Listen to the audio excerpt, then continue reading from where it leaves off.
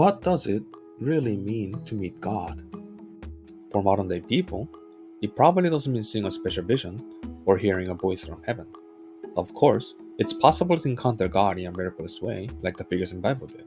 For example, Moses met God through a burning bush. But for most of us, we'd probably say we met God in a more ordinary way. When I had completely hit rock bottom, and when I had no strength left to stand again, in that moment, someone's comforting words, a verse from scripture, or tears shed during the worship brought me back to life. Those are the moments we call encounters with God. And for those who are more spiritually mature, meeting God isn't just a one-time event, but a relationship. It's not a meeting that happens once and ends, but something ongoing. It's the moment when God becomes the Lord of our life, and we begin to walk with Him. So then, as someone who went to church since birth, when can I say I met God? Honestly, I don't really know. Was it when I cried praying at a youth retreat?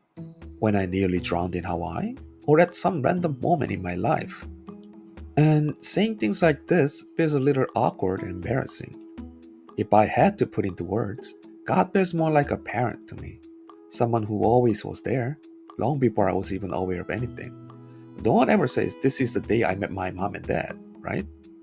They were just already there.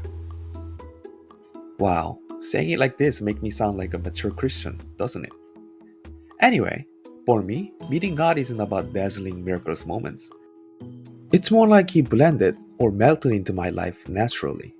The peace I feel when I read scripture, that's an encounter. The voice of my conscience telling me something's wrong, that's also meeting with God, saying, I'm holding on to you. But then comes the question, do I live every day as if I'm walking next to God?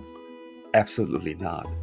In life, the easy path is always so tempting, but God always seems to be standing on the difficult, uncomfortable path.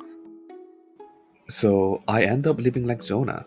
When God told Jonah to go to Nineveh, Jonah ran away. He said, that's not my path. I don't want to go. He fled in complete opposite direction. Eventually, he was met with a storm and thrown into the ocean. In the belly of a giant fish, he sought God again.